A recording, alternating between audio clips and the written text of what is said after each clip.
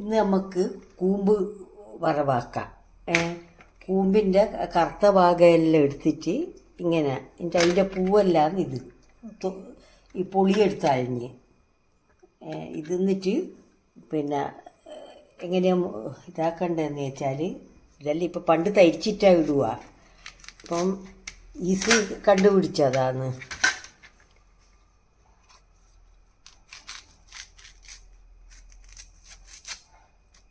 ഇങ്ങനെയാക്കിയിട്ട്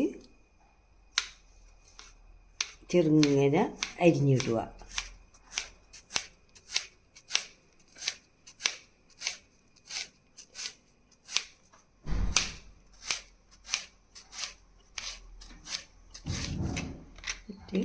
ഇതെടുത്തിട്ട് അതിനെ വിലങ്ങനെയോ അരിയുക. അപ്പോൾ ചെറുങ്ങനെ തരിച്ചിട്ട പോലെയായി.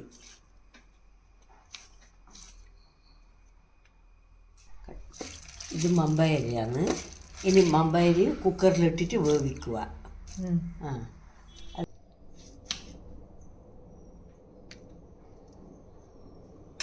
കൂമ്പ് മുറിച്ചിട്ട് നല്ലോണം കഴുകണം. വെള്ളത്തിൽ മുറിച്ചിടണം, ഇല്ലെങ്കിൽ കറുത്തു പോവും. എന്നിട്ട് നല്ലോണം പിഴിയുക.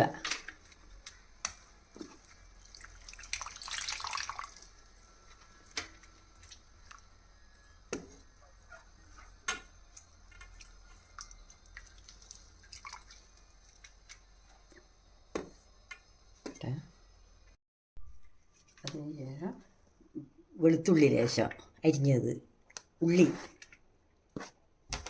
പാകത്തിന് ഉപ്പ്,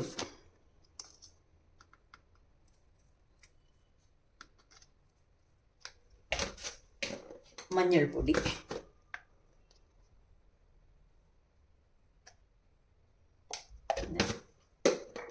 ഇതിന് കുരുമുളക് ചേർത്താലാണ് നല്ല ടേസ്റ്റ്. അതുകൊണ്ട് മുളക് ചേർക്കില്ല. ചേർക്കുന്നവർക്ക് ചേർക്കാം. ഞാൻ കുരുമുളക് പൊടി ഇട്ടാൽ നല്ല ടേസ്റ്റാണ്. നല്ലോണം തേങ്ങയും ഇട്ട് നല്ലോണം ഞമുണ്ടുക.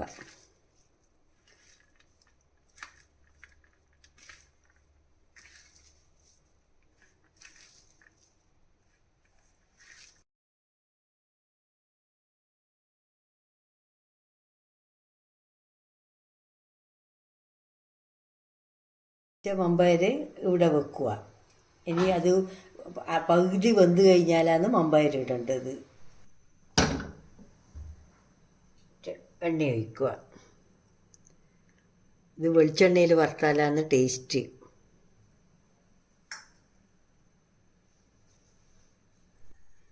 കടുക് ഇടുക. കടുക് പൊട്ടി ഇനി കൂമ്പിടുക.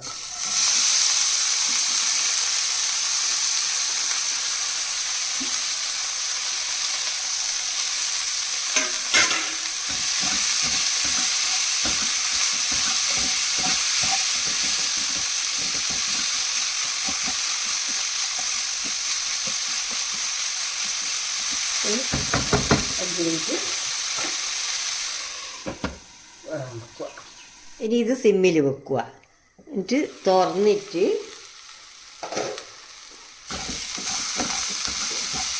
ഇത് നല്ലോണം ഇളക്കുക.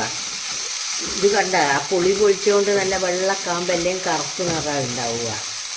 ഇനി എന്നിട്ട് പിന്നെ മമ്പയർ ഇടുക. വേവിച്ച് വെച്ച മമ്പയർ ഇട്ടിട്ട് നല്ലോണം ഒന്ന് ഇളക്കുക.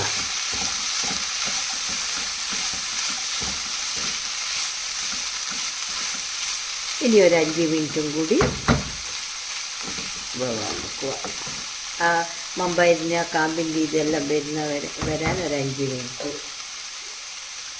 അടച്ച് വെക്കുക. സിമ്മിൽ തന്നെ തുറന്ന്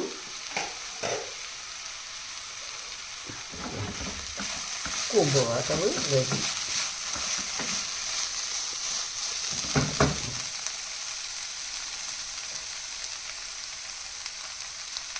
ഇനി പിന്നെ ഓഫാക്കിയിട്ട് വാങ്ങി വെക്കുക.